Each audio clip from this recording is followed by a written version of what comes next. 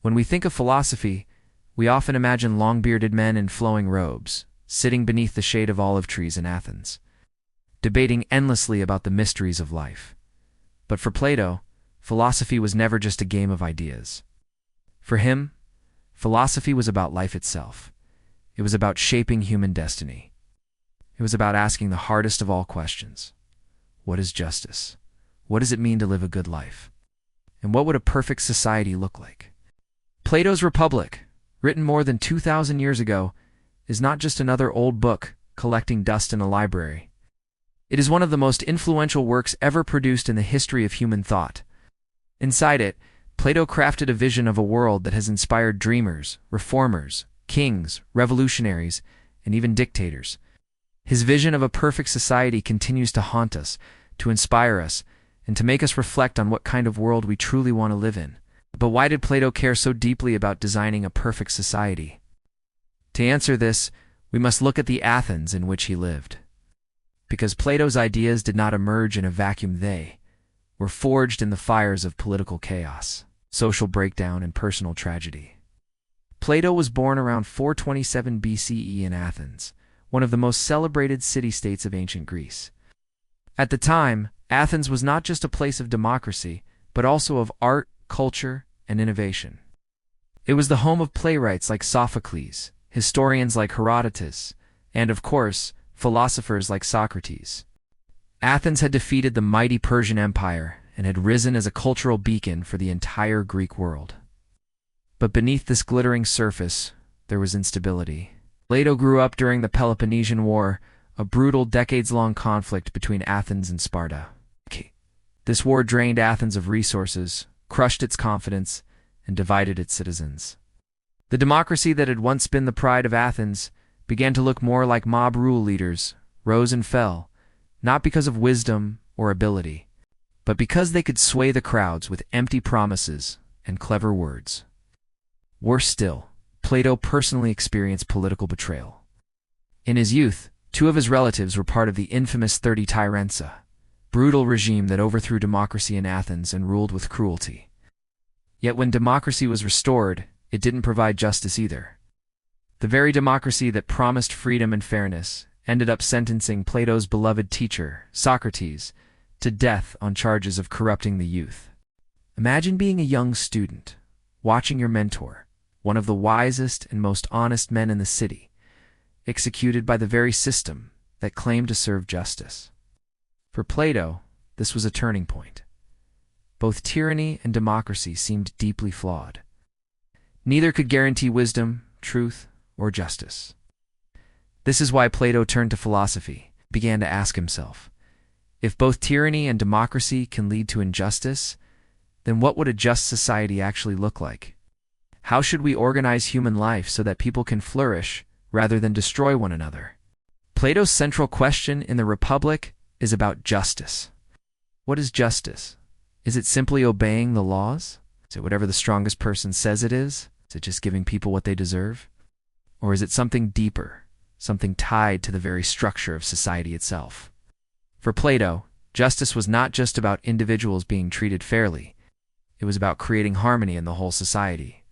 He saw injustice as a kind of sickness, a disorder that arises when people step out of their proper roles, when greed and ambition overtake the needs of the community. To cure this sickness, Plato believed we needed to understand the nature of human beings, and then build a society that nurtures their true purpose. Thus, Plato's Republic is not just a book about politics, it is also about psychology, education, morality, and even metaphysics. It is a book about the soul, and about how the soul of the individual mirrors the soul of the state. If you want to understand what Plato means by a perfect society, you must first understand what he means by a perfect person. One of Plato's most original ideas is the analogy between the soul and the state. He believed that the human soul has 3 parts: reason, the rational thinking part of us that seeks truth; spirit, the courageous emotional part that seeks honor; appetite, the desiring bodily part that seeks pleasure in material things. When reason rules over spirit and appetite, the soul is harmonious and just. But when appetite or ambition takes over, the soul becomes chaotic and unjust. Plato argued that societies work in exactly the same way. A society also has three parts: rulers, those who use reason and wisdom to govern; guardian soldiers, those who use spirit and courage to defend; producers, farmers, craftsmen, merchants, those who use their appetites to create wealth and sustain life.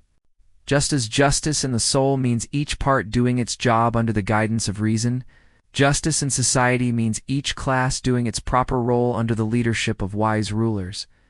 For Plato, this was the key to harmony. But who should be the rulers? Here is where Plato makes his most radical and controversial claim. The rulers of the perfect society should be philosophers. It's not kings chosen by birth, not politicians chosen by votes, not generals chosen by conquest. It's only philosophers, those who seek truth above valor, fit to govern. Why? Because only philosophers are not corrupted by wealth, power, or popularity. They love wisdom itself, not the illusions of success. This is why Plato gives us the famous image of the philosopher-king. He believed that if philosophers became kings, or if kings truly became philosophers, then the world would know justice at last. Of course, this idea has been debated for centuries. Some have praised it as visionary. Others have criticized it as naive or even dangerous.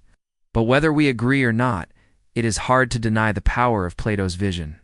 He wanted rulers who loved truth more than power, a dream that still resonates in our world today. Some people have read Plato's Republic as a utopia, a blueprint for how to create a perfect society. Others have read it as a warning, showing us what happens when people try to impose perfection on human beings who are imperfect. After all, Plato's society involves strict classes, censorship of art, communal families, and a rejection of democracy. For some, this sounds more like a dictatorship than a paradise. But perhaps Plato's real purpose was not to give us a literal plan, but to push us to think, to challenge us to question our assumptions about politics, justice, and morality. Even today, when we ask ourselves whether our leaders are wise, whether our society is fair, and whether our world could be better, we are engaging with Plato's questions. So why study Plato's vision of a perfect society today? Because the problems he faced are still with us. Corrupt leaders, divided societies, ignorance among the masses, injustice hidden under the mask of law. These are not just ancient problems, they are our problems too. Plato shows us that philosophy is not about escaping the world, it is about confronting it. It is about imagining what a better world could look like, and then working to bring it closer to reality. His vision reminds us that justice is not just about personal morality, but about how we structure our communities. His vision reminds us that wisdom and leadership must go hand in hand. And his vision reminds us that human beings are not just creatures of appetite and desire, we are also creatures of reason, truth, and virtue. In the end, Plato's search for the perfect society was deeply personal. He had seen the failures of democracy, the cruelty of tyranny, and the injustice of human institutions. He wanted something better, something higher. And so, in his Republic, he painted a picture of what justice could look like, not just for a single person, but for an entire civilization. As we move into the next chapters, we will step inside Plato's vision, piece by piece. We will enter his cave of shadows, meet his philosopher-kings, explore his classes of society, and test his ideas against the real world. Whether we agree with him or not, Plato's vision challenges us to ask, what is justice? What is the good life? And what would it take to build a truly just society? If there is one story that has captured the imagination of thinkers for over 2,000 years, it is Plato's allegory of the cave. It is one of the most famous metaphors in all of philosophy, a story that explains, in simple images, why most people live in ignorance, why truth is so difficult to grasp, and why the philosopher's role in society is so important. To truly understand Plato's vision of a perfect society, we must first enter the cave. Plato asks us to imagine a dark underground cave. Inside, there are prisoners chained from birth, cannot move their heads, they cannot see each other. All they can see is a blank wall in front of them. Behind the prisoners burns a fire. Between the fire and the prisoners is a walkway, where people pass carrying objects, statues, carvings, figures of animals and humans. These objects cast shadows on the wall in front of the prisoners. Since the prisoners have never seen anything else, they believe the shadows are real. For them, the shadows are the whole of reality. Think about that for a moment. If all you had ever seen were shadows, wouldn't you believe that shadows were the truth?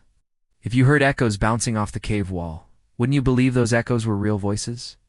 To the prisoners, the cave is not a prison. It is their world. Now imagine that one prisoner is freed. At first he is confused. His eyes hurt from the fire, resists the truth because it feels uncomfortable. But as he adjusts, he realizes that the shadows are only illusions. He begins to see the objects themselves. He begins to understand that the shadows were mere imitations. If this freed prisoner is dragged further up the cave, he eventually reaches the outside world. At first the sunlight blinds him. He wants to return to the familiar darkness.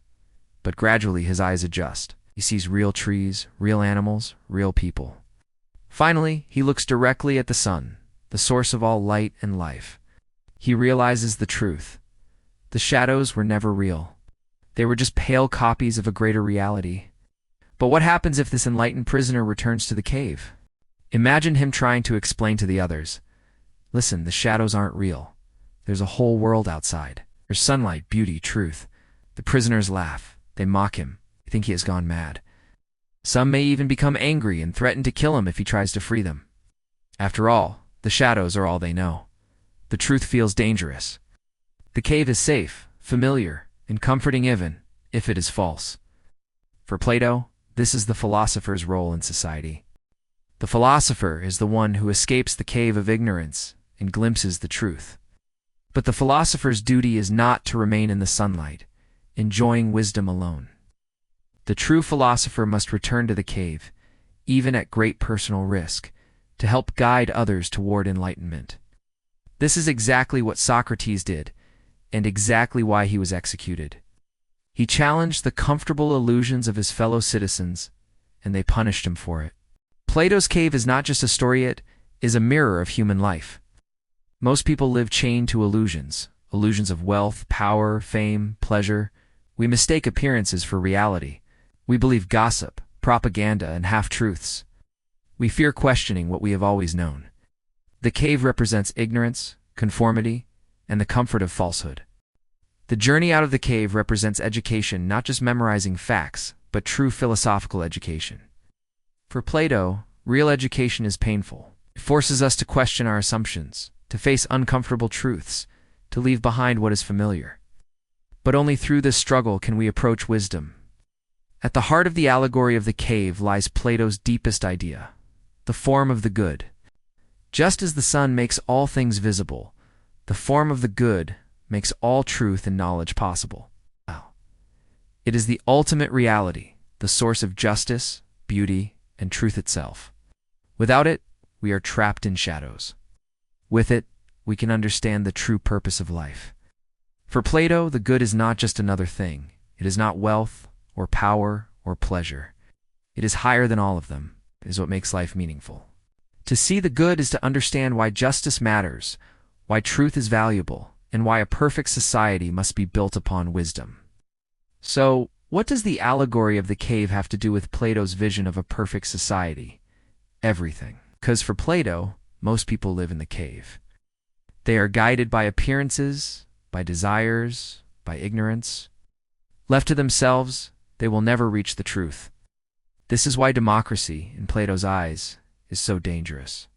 Democracy hands power to the crowd, the prisoners who cannot see beyond shadows. Is it any surprise, then, that they condemned Socrates to death? Plato's solution is that rulers must not be chosen from the cave. Rulers must be those rare individuals who have escaped the cave and seen the truth. Only philosophers, those who have glimpsed the form of the good, are fit to rule. Only they can guide society toward justice. In a perfect society, then, education is not about producing workers or pleasing voters. It is about leading the soul out of the cave. It is about creating citizens who seek truth rather than shadows, and rulers who love wisdom more than power. You might think the cave is just an ancient metaphor, but look around today. Are we really so different from Plato's prisoners? People believe the images they see on screens are the whole truth. Social media spreads shadows and echoes, shaping opinions without substance. Politicians use illusions to win power, while truth is ignored. Many prefer comforting lies over difficult truths. In this sense, we are still in the cave. Our chains may not be iron shackles, but habits, distractions, and illusions that keep us from questioning reality. Plato's allegory is as relevant now as it was in ancient Athens. To build a better society, we must ask, who among us is willing to leave the cave? Who is willing to face the painful light of truth? And who is willing to return, even when the crowd mocks or rejects them? Ow. The allegory of the cave provides the foundation for Plato's philosopher-king. Only those who have seen the truth are worthy of ruling. For them, power is not a prize, it is a responsibility. The philosopher does not seek to rule for wealth or glory. In fact, he would rather not rule at all. But because he alone has seen the good, he has a duty to return to the cave and lead others out of ignorance. Plato believed this was the only way to ensure justice. Without philosophers as rulers, society would always be governed by shadows, by ignorance, ambition, and appetite. Only the enlightened could create harmony between reason, spirit, and desire in both the soul and the state. The allegory of the cave is not just a story. It is Plato's warning and his hope. It shows us the tragedy of human ignorance, but also the possibility of enlightenment. It reminds us that truth is difficult, that wisdom is rare, that society cannot be just unless its leaders are guided by the good. Plato's vision of a perfect society begins here, in the cave, with the struggle between shadows and truth. For him, the question is not whether we live in caves of illusion. We do. The question is, who will escape, who will return, and who will lead us into the light? Plato had lived through the collapse of Athens' democracy, the execution of Socrates, and the rule of corrupt politicians. To him, one fact was clear. Most rulers are not guided by wisdom, but by desire.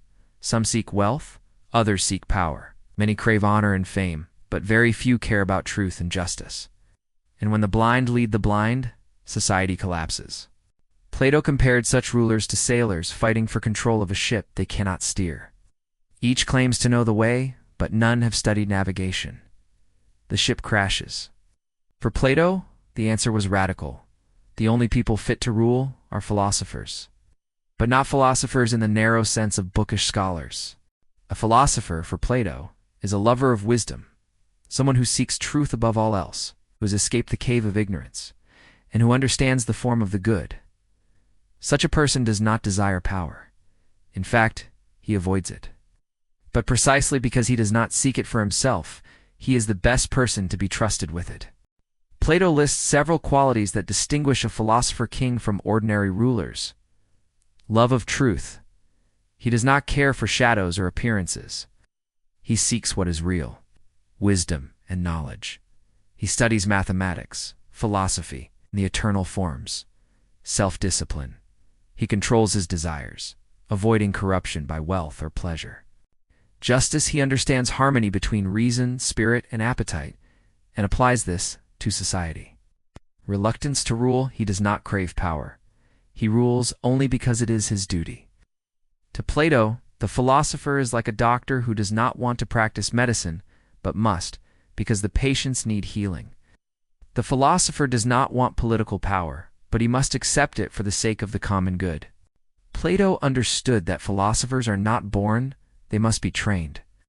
In his Republic, he outlines an education system designed to produce rulers of wisdom and virtue. Childhood ages 0 to 18, basic education in music, poetry, gymnastics, and discipline. The aim is to shape character, not fill the mind with facts. Youth ages 18 to 30. Military service, followed by rigorous training in mathematics, geometry, astronomy, and logic. These sharpen the mind and prepare it for abstract thought. Maturity ages 30 to 35. Study of philosophy and dialectic, where students learn to question assumptions and search for truth. Leadership training ages 35 to 50. Practical experience in governance and leadership. Testing character in real-world challenges. Rule after age 50. Only after decades of education and testing is one ready to rule as a philosopher-king. This path is long and difficult. Few will complete it. But that is the point.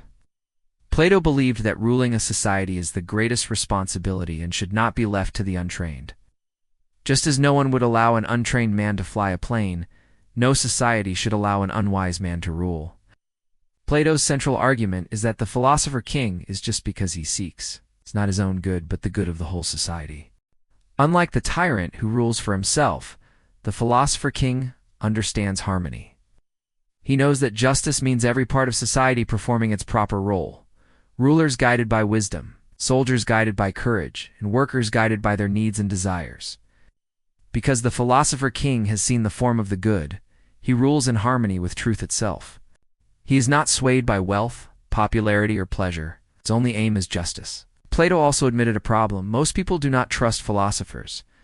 To the ordinary person, philosophers seem strange, detached, and impractical. They talk of abstract ideas and eternal truths, not of farming, trade, or war.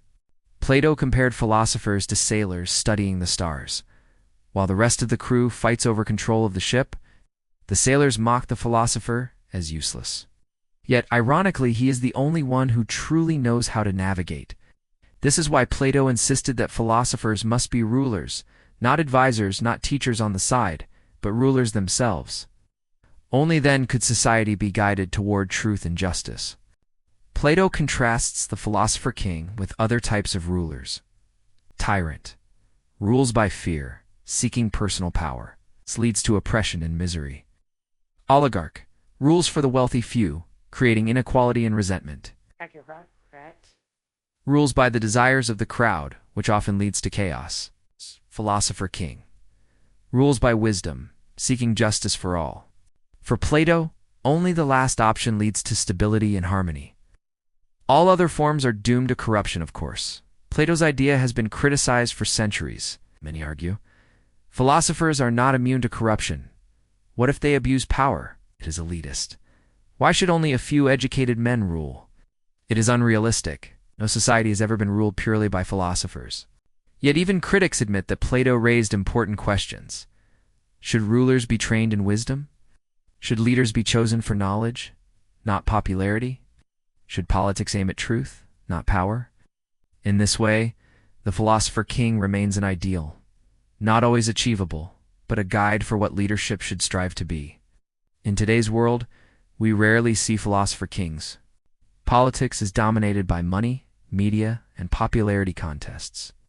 Leaders are chosen not for wisdom but for charisma, slogans, or wealth. Yet the idea of the philosopher-king still resonates. Consider leaders who value education, science, and justice over personal gain. Consider visionaries who refuse to be corrupted by wealth or fame. They may not be perfect philosopher-kings, but they echo Plato's ideal.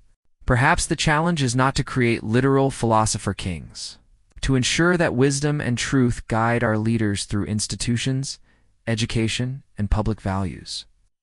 The philosopher-king is the heart of Plato's vision of a perfect society. He represents the union of wisdom and power, truth and leadership. He is the ruler who loves wisdom more than wealth, justice more than ambition. Plato knew this was rare. He knew most societies would never achieve it. But for him, the alternative was worse. Rulers guided by ignorance, desire, and shadows. Only when wisdom rules can society be truly just. Plato believed that a just society mirrors the structure of a just soul. Just as the soul has three parts, res and spirit, and appetite, so too must society have three corresponding classes. Reason gives rulers philosopher-kings, spirit gives guardian soldiers, appetite gives workers producers. Farmers, craftsmen, merchants, justice for Plato, which means each part doing its proper job and not interfering with the others. A society becomes unjust when workers try to rule, when rulers seek wealth, or when soldiers act without discipline. Harmony arises only when each class fulfills its role in balance. The workers are the largest class in Plato's Republic. They include farmers, craftsmen, merchants, builders, and anyone who produces goods or services. They represent the appetitive part of the souls, the desires for food, shelter, comfort, and wealth. Role: provide material needs, food, clothing, housing, tools, maintain the economic foundation of society. Follow the guidance of rulers, and the protection of guardians. Virtue of the workers, moderation, self-control. Plato did not expect workers to be philosophers. Their virtue lies in knowing their limits, working hard, enjoying simple pleasures, but not seeking power. Potential danger: if workers grow too greedy, they may demand control of the state. Plato feared that democracy often gives this class too much influence, leading to mob rule. Plato did not mean to insult workers. He knew they were essential. But he insisted, just as the stomach cannot rule the body, the producers should not rule society. Above the workers stand the guardians, also called auxiliaries or soldiers. They represent the spirit and the soul part that loves honor, courage, and loyalty. Their task is to protect society from enemies, both external and internal. Role: defend the city against invasion. Enforce the laws established by rulers. Serve as loyal protectors of justice. Virtue of the guardians: courage. The guardians must be brave enough to face battle and disciplined enough to obey the philosopher rulers. Training: Plato designed a rigorous system of education for the guardians. Physical training for strength and endurance. Music and poetry to soften their character and make them gentle with citizens. Censorship of harmful stories, so that only tales of virtue and heroism would inspire them. Lifestyle: guardians live without private property or wealth. They share meals, sleep in barracks, and are forbidden from hoarding gold or land. Why? Because Plato feared that if soldiers pursued wealth, they would use their power to oppress the workers. By stripping them of property, Plato kept them loyal to the whole community, not their private interests. At the top are the rulers, the philosopher-kings. They correspond to the reason and the soul. They guide the state with wisdom, ensuring that both workers and guardians perform their proper roles. Role: make laws based on truth and justice. Ensure harmony between all classes. Seek the good of the whole society, not personal gain. Virtue of the rulers: wisdom. The rulers must know what is truly good for the city as a whole. Plato emphasized that rulers should not crave power. They must rule reluctantly, out of duty, not ambition. This is why they undergo the longest education of all decades of philosophy, mathematics, and leadership training. Plato compared society to a living body. Workers are like the stomach and limbs, providing nourishment and labor. Guardians are like the heart and chest, providing courage and defense. Rulers are like the head, providing vision and wisdom. A healthy body requires harmony among all parts. Likewise, a just society requires balance between all classes. If one part dominates the others, disease arises, tyranny, oligarchy, or chaos. For Plato, justice in society is the same as justice in the soul. Reason should rule, spirit should support reason. Appetite should follow. When rulers' reason lead, guardian spirit defend, and workers' appetite produce, justice exists. When appetite seizes control, when desire for wealth or pleasure dominates the city, falls into disorder. This is why Plato rejected democracy. To him, giving power to the majority, the appetite of workers, is like letting the stomach govern the body. It leads to excess, corruption, and eventual tyranny. To strengthen this structure, Plato proposed a mythonoble lie. He suggested telling citizens that each person is born with a certain kind of metal in their soul. Gold gives rulers, silver gives guardians bronze, iron gives workers people, but believe that their role is part of nature, not chance. This myth encourages acceptance of one's place in society. Modern readers often see this as propaganda, but for Plato, it was a way to unify society, to prevent jealousy between classes, and to ensure harmony. Plato's three-class society has been admired and attacked for centuries. Critics argue it is rigid and denies social mobility. It is elitist, giving power only to a small, educated class. It could justify oppression of workers by calling them naturally inferior.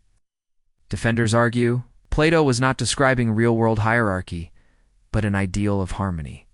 His focus was on justice, not privilege. Even today, societies work best when roles are specialized and balanced. Plato's three classes resemble modern society in many ways. Workers gives middle and working classes, guardians gives military and police. Rulers gives political leaders and intellectuals, even now, Justice often depends on whether these groups respect their roles. When rulers become corrupt, when soldiers abuse power, or when workers revolt against unfairness, society destabilizes. Plato's model reminds us that stability requires each group to act with virtue, rulers with wisdom, guardians with courage, workers with moderation. Plato's division of society into workers, guardians, and rulers is not just about hierarchy, it is about harmony. Just as a well-ordered soul finds peace when reason rules, so too does a well-ordered society thrive when wisdom leads, courage defends, and labor sustains.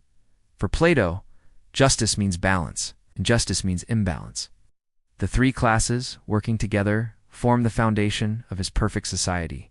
In Plato's Republic, justice is not simply about laws or punishment. Instead, justice is about order and harmony. Just as in music, where different notes must blend into harmony. In society, each class must perform its natural role without interfering in the roles of others. For Plato, justice equals each class doing its own proper work. Justice equals classes interfering with each other's duties. This idea is simple, yet profound. Society thrives when everyone knows their role and performs it with excellence. To understand justice, Plato reminds us of the three classes: workers, the producers who provide material goods; guardians, the auxiliaries who defend and enforce order; rulers, the philosopher-kings who govern with wisdom. Justice means that workers focus on work, guardians focus on defense, and rulers focus on governing. None should overstep. For example, workers should not try to rule, and rulers should not hoard wealth. This structure mirrors the human soul. Reason rulers should guide, spirit guardians should support, appetite workers should follow. Now, modern people often equate justice with equality, everyone having the same rights, wealth, or power. But for Plato, justice is not about equality, it is about balance. Plato would say, a carpenter is not unjust because he is not a ruler. Soldier is not unjust because he does not farm. Philosopher is not unjust because he does not trade. Justice is about doing what you are best suited for. Injustice arises when a carpenter tries to command armies, or when rulers become merchants chasing profit. This is why Plato opposed democracy. He thought it allowed anyone, regardless of skill or wisdom, to rule. To him, that was disorder, not justice. Justice in action: farmers grow food, merchants trade it, guardians protect it, rulers ensure fairness. Everyone benefits. In justice in action, if guardians seize land and start farming for profit, they neglect their duty of protection. If workers demand political power without knowledge, decisions may be reckless. If rulers chase wealth, they corrupt the laws. Thus, injustice is not merely crime or theft, it is role confusion. Plato also connects justice in the city to justice in the soul. Reason rulers gives must govern the soul. Spirit guardians gives must support reason with courage. Appetite workers gives must be controlled, not dominate. When reason rules, the soul is harmonious. When appetite rules desire for pleasure, greed, or wealthy soul falls into chaos, just as a city does when workers dominate. So justice is both internal in the soul and external in the state. Plato warns of several dangers when justice collapses. Tyranny of appetite. Workers or desires take over. The society becomes obsessed with wealth, luxury, and pleasure. Corruption of guardians. Soldiers who should defend instead seek personal gain or power, turning into oppressors. Decay of wisdom. Rulers abandon reason, ruling for ambition instead of truth. The result: disorder, instability, and eventual collapse of the state. Plato saw this in Athens after the Peloponnesian war. Democracy led to mob rule and then to tyranny. Plato argues that justice is not only good for society, but also makes people happier. Why? Because a just worker is satisfied in his craft and free from political burdens. A just guardian is honored and respected for loyalty. A just ruler lives with wisdom and harmony. Injustice, on the other hand, breeds conflict, greed, and mistrust. It creates individuals who are torn apart by their own desires and societies divided by chaos. Plato insists. True happiness comes when everyone accepts their role and performs it virtuously. Earlier, Plato introduced the myth of the metals, the idea that people are born with gold, silver, or bronze in their souls. While this is not literally true, it serves as a social myth to maintain justice. The myth teaches, some are destined to rule gold, some to defend silver, some to work bronze. By believing this, people are less likely to resent their place in society. Critics call this propaganda, but Plato saw it as a tool to preserve harmony. Here lies a major debate. Plato's justice demands order, not freedom. A modern reader might ask, what if a worker has the talent to be a ruler? What if a guardian wants to farm instead of fight? Shouldn't people have the freedom to choose their path? Plato would answer, freedom without structure leads to chaos. If everyone does as they please, society collapses. Justice requires limits. Yet this also makes Plato's vision rigid and elitist. Many philosophers after him, especially Aristotle, Locke, and Milch, challenged his idea by defending freedom as a core of justice. Even though Plato's vision seems ancient, it still resonates. In modern governments, politicians, rulers make laws, militaries, guardians defend, and workers produce goods. Corruption often occurs when one class takes over another's role, when corporations, workers, merchants, by political influence, when military generals, guardians, seize power in coups, when politicians, rulers, enrich themselves instead of serving truth. Plato's warning is still valid. Justice collapses when everyone chases power instead of focusing on their proper duty. One striking feature of Plato's justice is that it prioritizes the whole society over the individual. For Plato, an individual may sacrifice freedom or wealth, but if the whole society is balanced, justice exists. Justice is like health. A body may lose a finger, but if the organs work together, the person is still healthy. This contrasts with modern views where justice often means protecting individual rights. For Plato, the collective order matters more. Too rigid, it denies personal ambition and mobility. Anti-democratic, it rejects freedom and majority rule. Idealistic, it assumes rulers will always be wise and selfless, which history shows is rare. Yet, defenders argue that Plato was not writing a political manual, but describing an ideal vision, a model to measure our imperfect societies against. Even with criticisms, Plato's idea has endured for over 2,000 years because it touches on something universal. Every group, every nation, every family works best when roles are respected. Every person finds peace when reason governs their desires. Justice is less about laws and more about inner order and outer harmony. This is why Plato's definition, justice is everyone doing their own work and not meddling in others' affairs, remains one of the most influential in philosophy. Plato's vision of justice may appear harsh to modern eyes, but it reflects a profound truth. Society, like the soul, is strongest when each part fulfills its natural role. Workers labor, guardians defend, rulers guide, and in this cooperation lies justice. Injustice begins when ambition, greed, or ignorance makes one class invade the sphere of another. Justice, then, is not about equality of power, but about balance, wisdom, and duty. For Plato, this harmony is the foundation of the perfect state, and without it, no society can endure. For Plato, no state can endure without proper education. Armies and rulers may shape a society, but education molds its very soul. Without the right training, workers become greedy, guardians become violent, and rulers become corrupt. Thus, education is not simply about learning skills. It is about forming character, guiding the soul, and ensuring that every citizen fulfills their natural role. Plato's radical claim, the direction in which education starts a man will determine his future life. In other words, the destiny of both individuals and nations lies in education. Plato's education system has one clear goal: to create citizens who live in harmony with justice. This means workers should be trained to respect order and perform their craft well. Guardians should be trained in courage, discipline, and loyalty. Future rulers should be trained in philosophy, truth, and wisdom. Education is therefore not uniform, it is tailored to the role each person is destined to play. Just as different instruments in an orchestra require different training, so do the classes of society. Plato designs a step-by-step system, beginning in childhood and lasting into adulthood. Early childhood, ages 0 to 6 focus, shaping the soul through environment. Music, stories, and games should be carefully chosen. Violent myths, immoral tales of gods, or unhealthy habits must be avoided. Mothers and nurses play a key role.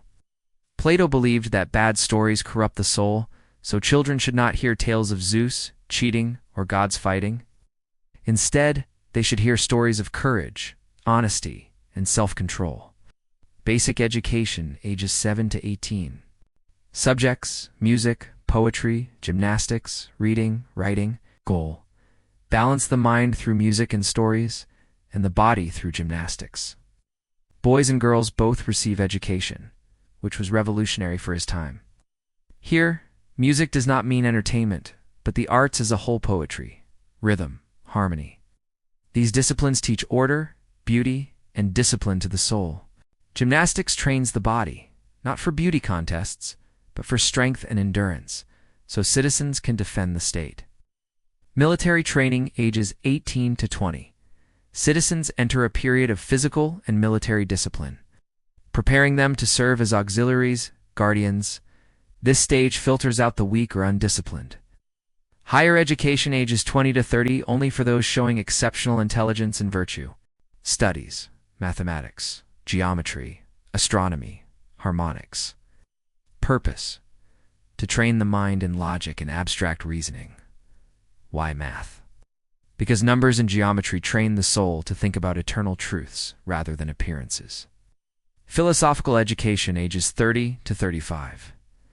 A select group studies dialectic, the art of questioning, reasoning, and discovering truth. This is dangerous if taught too early, since clever youths may misuse it to challenge everything without discipline. Leadership training, ages 35 to 50. The best students combine theory with practice by serving in public roles, military. Their experiences test whether they remain virtuous when exposed to power and responsibility. The philosopher ruler after 50. Only those who prove wise, just, and incorruptible become rulers. At this age, they study the good itself, the ultimate truth, like the sun in Plato's allegory of the cave. These philosopher-kings govern not for wealth or fame but for justice. Not everyone becomes a philosopher. Most citizens belong to the worker or guardian classes. For them, education is shorter but still essential. Workers learn crafts, farming, trade, but also discipline and respect for law. Their education ensures they do not chase power or disrupt harmony. Guardians receive deeper physical training, courage-building exercises, and lessons in loyalty. They are taught to be fierce against enemies but gentle toward fellow citizens. The point: every class receives education suited to its role. One of Plato's most controversial ideas is strict censorship of art, music, and literature. Harmful stories about gods, immoral heroes, or excessive emotion should be banned. Music with chaotic rhythms or disordered melodies should be forbidden.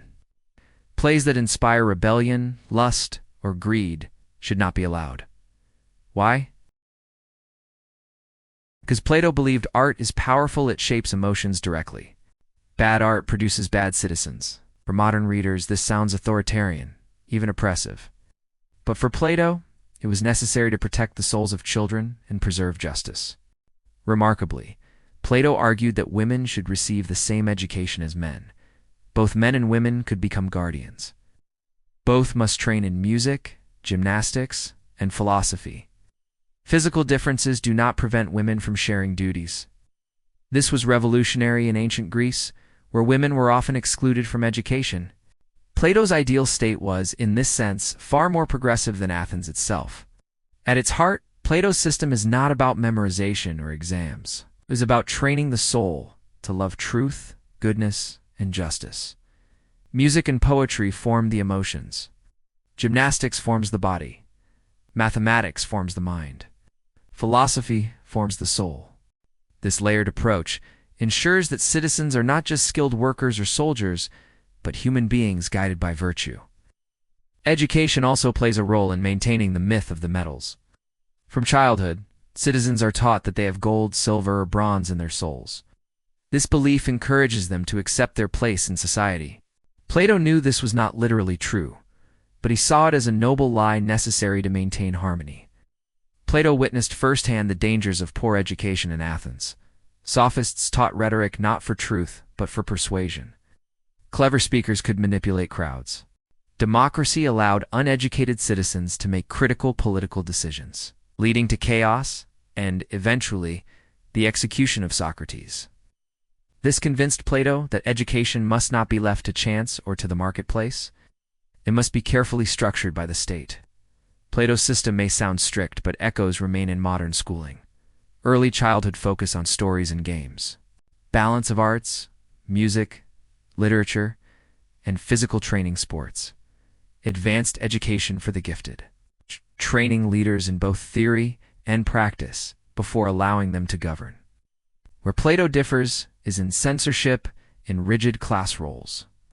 Modern systems emphasize freedom, diversity, and mobility, while Plato prioritized harmony and stability.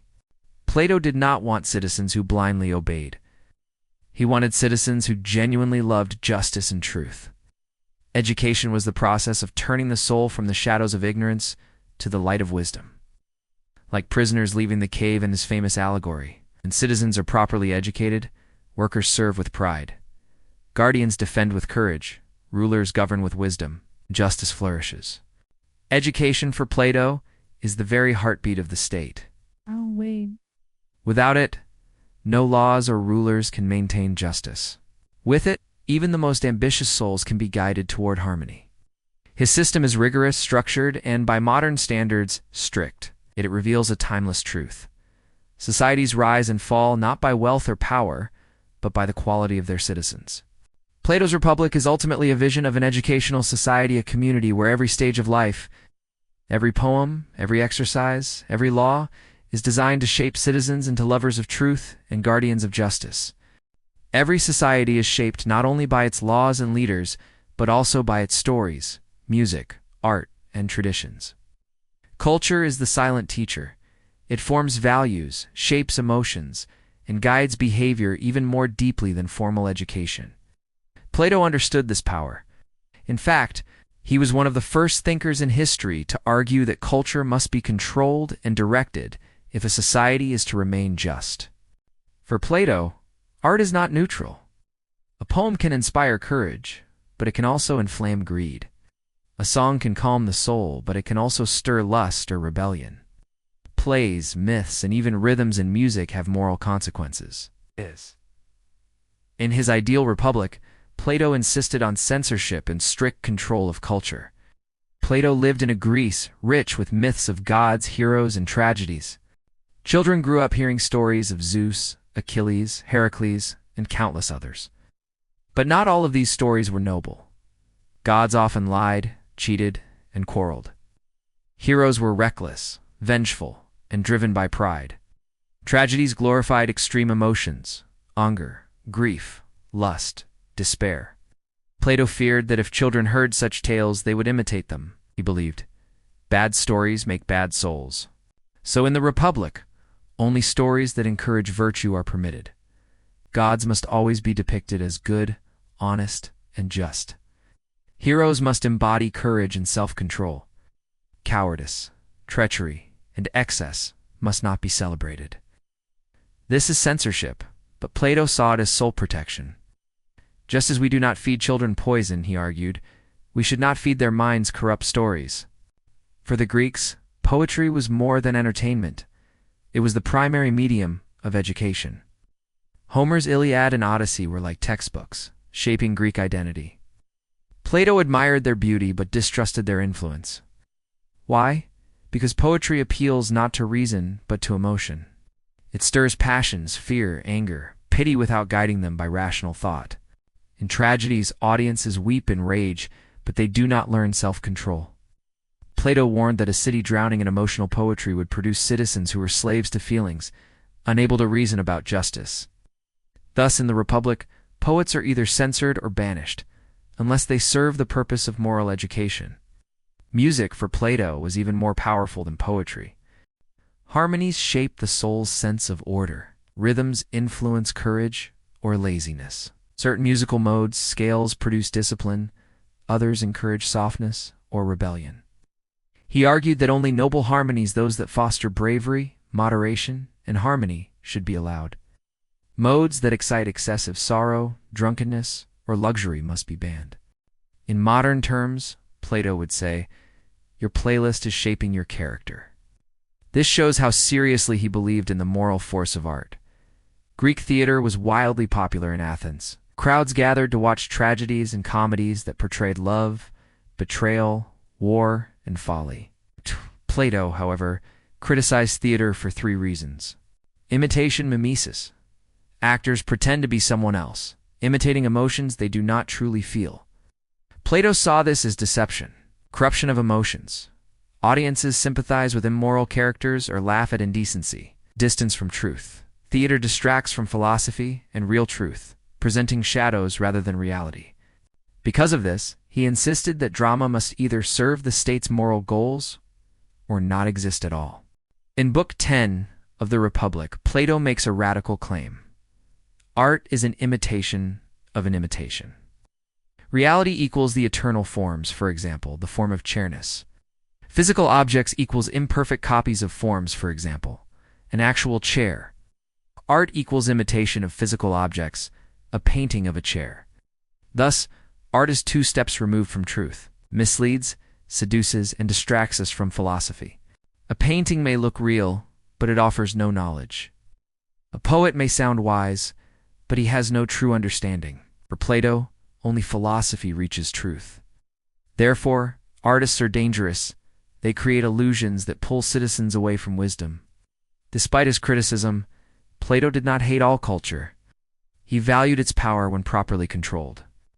In fact, he saw culture as the glue that unites society.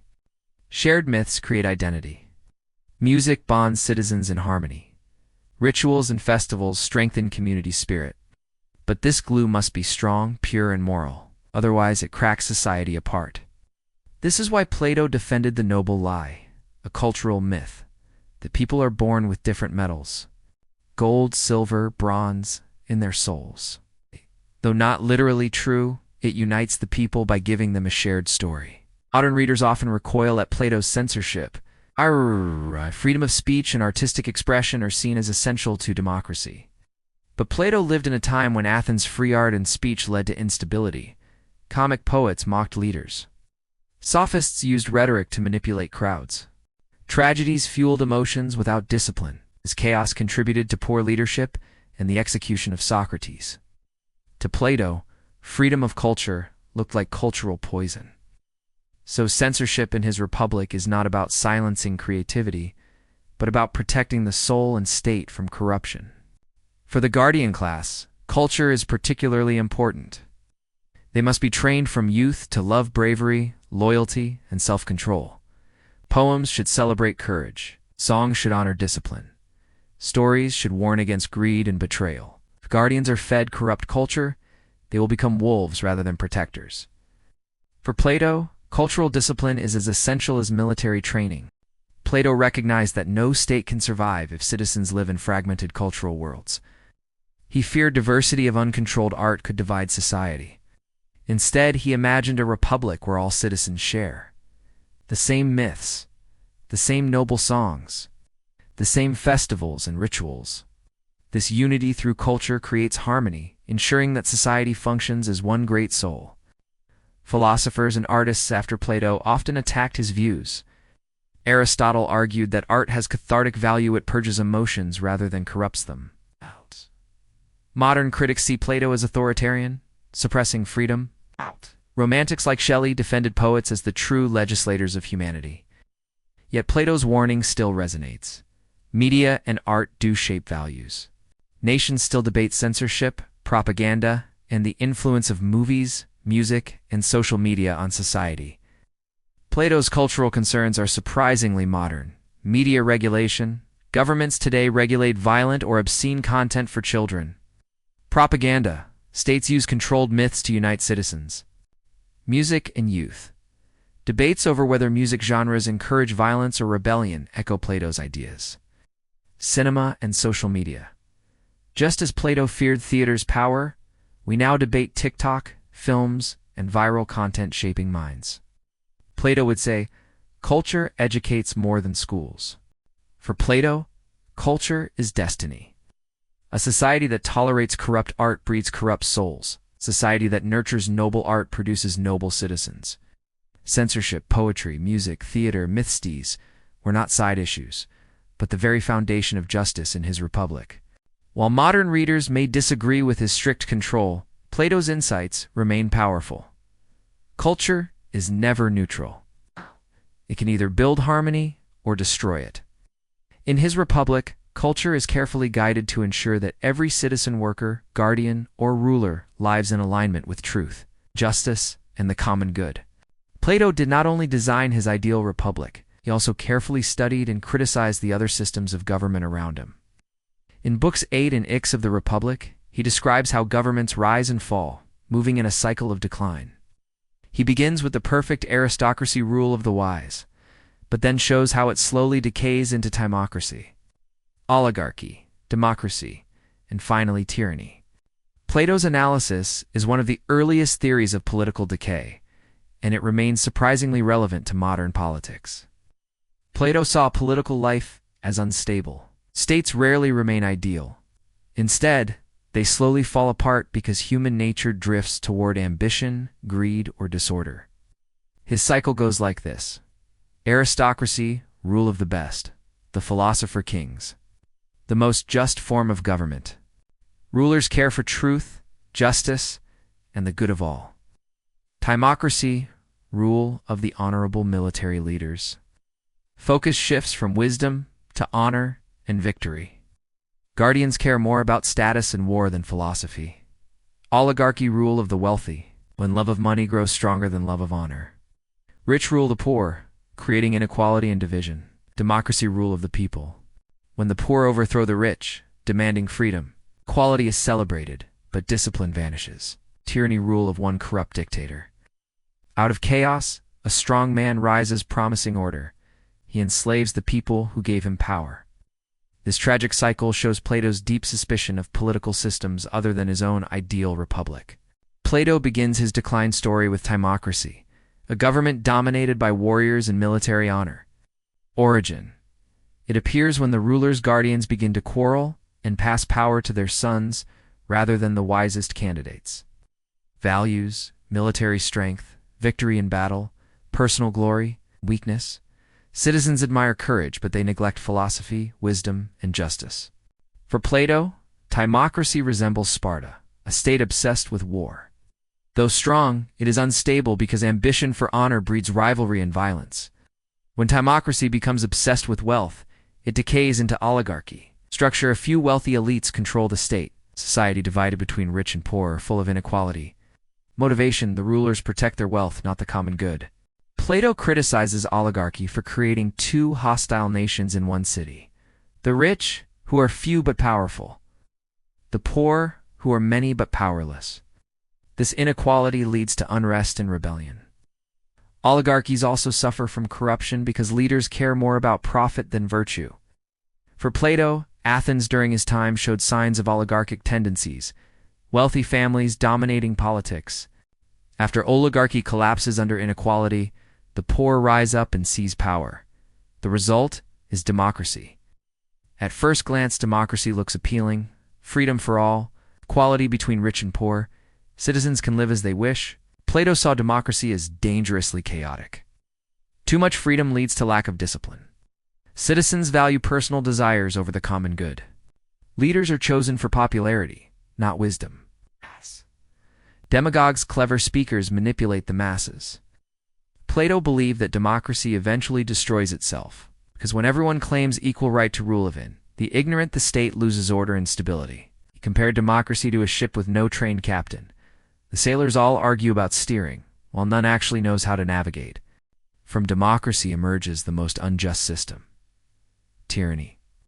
In a democracy, people value freedom so much that they reject all authority. In the resulting disorder, people seek a strong leader to restore order.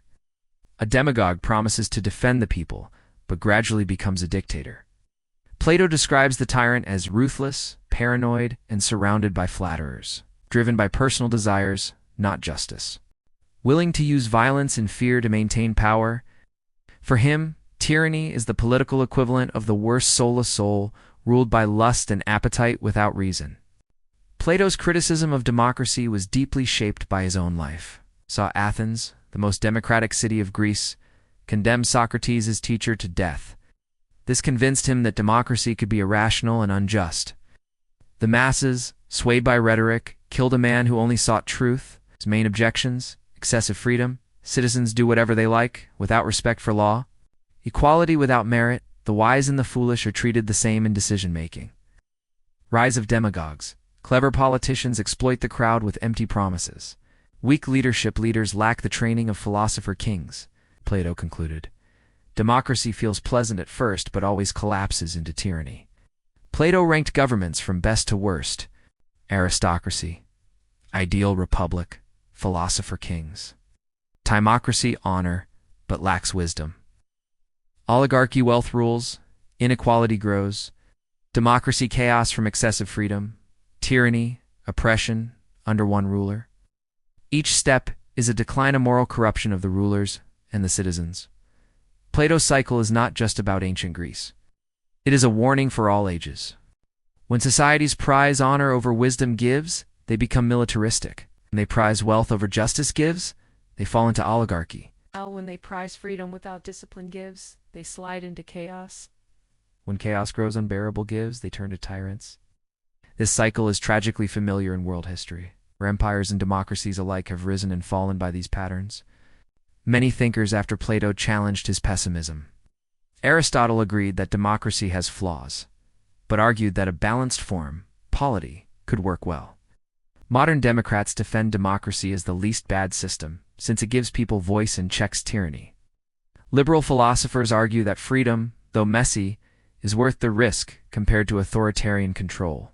Yet even critics admit, Plato saw real dangers in democracy: manipulation by populists, instability, and poor decision-making.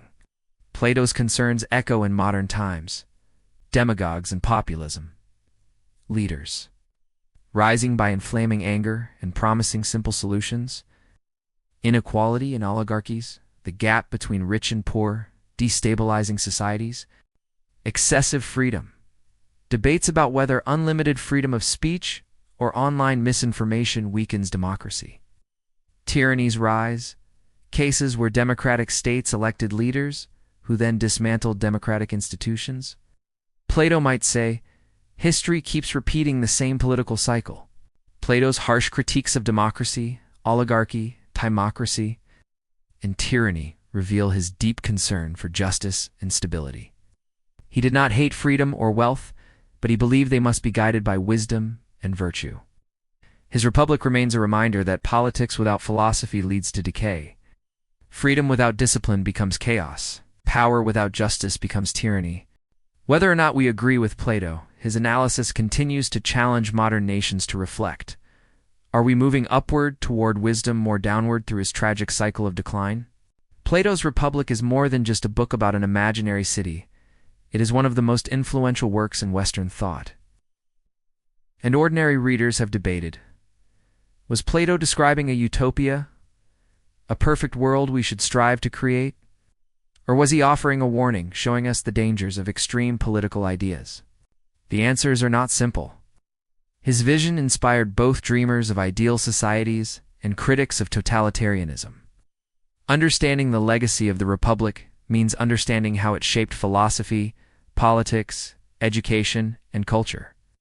On the surface, the Republic looks like one of the earliest examples of a utopia blueprint for a perfect society. Justice is clearly defined. Everyone does their proper role. Citizens are educated to be virtuous and wise. Leaders are philosopher-kings, free from corruption and selfishness. Art, culture, and family life are all shaped for the good of the state. This vision inspired later utopian thinkers such as Thomas More's Utopia 1516, which borrowed Plato's idea of communal life and a rationally ordered state. Francis Bacon's New Atlantis 1627, imagining a society ruled by science and wisdom. Modern socialists and reformers, who saw Plato as an early pioneer of communal living and equality.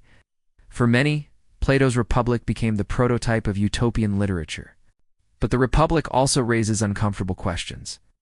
Its vision can seem authoritarian, or even totalitarian, censorship of art and poetry, strict control over family and private life. A rigid class system with no social mobility, ruled by an elite few, not by the people. Critics argue that Plato's Republic looks less like a paradise and more like a dystopia. Philosophers such as Karl Popper in The Open Society and Its Enemies, 1945, condemned Plato as the father of totalitarian thinking. Popper argued that Plato's dream of stability required crushing individual freedom. So is the Republic a dream of perfectional, a nightmare of control? No matter how we read it, the Republic changed the history of philosophy. Ethics. It linked justice in the soul with justice in society. Political philosophy. It set the standard for later discussions about the best government. Epistemology. Through the allegory of the cave, it asked what it means to truly know. Metaphysics. It introduced the theory of forms, suggesting eternal truths beyond appearances. Thinkers like Aristotle, Augustine, Aquinas, Rousseau, Hegel, Koinesa all wrestled with Plato's ideas, sometimes agreeing, often disagreeing, but never ignoring him. Plato's Republic also left a mark on politics, though often indirectly. Monarchs and kings admired the idea of rule by the wise, though few ever achieved it. Renaissance and Enlightenment thinkers debated whether philosopher-kings were possible. Communal experiments such as monastic orders or utopian communities borrowed Plato's idea of shared property and unity. At the same time, his harsh critique of democracy haunted later ages. Some leaders used Plato to justify strong rule, while others used him as a warning against giving too much power to rulers. Early Christian thinkers, especially Augustine, were deeply influenced by Plato. Augustine's City of God echoes Plato's search for a higher, more just society. Christian theology borrowed from Plato's idea of eternal truths and the immortality of the soul. Some even saw Plato as a kind of pagan prophet who pointed toward Christian truths. From the Renaissance onward, writers built on Plato's legacy to imagine new societies. Thomas More's Utopia, 1516, a society without private property, inspired by the Republic. Tommaso Campanella's City of the Sun, 1602, featuring communal families and education, like Plato's Guardians. 19th and 20th century socialist movements saw echoes of Plato's communalism. But modern dystopias like Orwell's 1984 or Huxley's Brave New World also echo Plato, warning against the dangers of too much control over thought, family, and culture. Perhaps the most powerful legacy of the Republic is that it acts as a mirror for readers. For some, it reflects a dream of justice and order. For others, it reveals the dangers of authority and censorship. For all, it forces us to ask, what would a truly just society look like? The Republic endures because it is not a static blueprint, but a living conversation. In modern politics, Plato's warnings seem startlingly fresh. Against democracy without discipline, he foresaw how demagogues could manipulate crowds. Against oligarchy, he warned that extreme inequality divides nations into two hostile groups. Against tyranny, he showed how desperate citizens may trade freedom for the false promise of order. At the same time, his hope for wise and virtuous leadership remains an ideal many still desire. So how should we read Plato today? If we see it as utopia, the Republic encourages us to aim higher, to imagine a society guided by wisdom, education, and justice. If we see it as warning, it reminds us that too much control, even in the name of justice, can destroy freedom. Most likely it is both at once. Plato wanted us to dream of the best while guarding against the worst. The Republic is not just a book about ancient Athens. It is a timeless conversation about the deepest human questions. What is justice? Who should rule? What kind of life is best? Can we build a perfect society, or will human weakness always drag us down? Plato's answer is complex. Its Republic is both an inspiring utopia and a sobering warning. It challenges us not simply to accept the world as it is, but to reflect, to question, and to strive for something better. In this way, Plato's Republic will always be a live-in eternal city, built not in stone, but in the minds of those who seek wisdom. Plato wrote the Republic almost 2,400 years ago. His Athens was a small city-state, not the modern globalized world we live in. Yet his book remains astonishingly relevant. When we read the Republic today, we find ourselves asking the same questions Plato asked. What is justice? What makes a society flourish? How do we protect ourselves from corruption, inequality, and tyranny? Can education and wisdom create better citizens? Is freedom more important than order? Or is order more important than freedom? The fact that these questions are still alive shows why the Republic is not just a dusty, ancient text. It is a mirror for every generation. In today's world of political polarization, corruption scandals, and crises of democracy, Plato's voice feels prophetic. The fragility of democracy.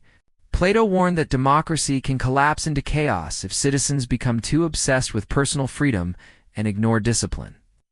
In his view, this chaos opens the door for a tyrannical leader who pretends to save the people but actually enslaves them.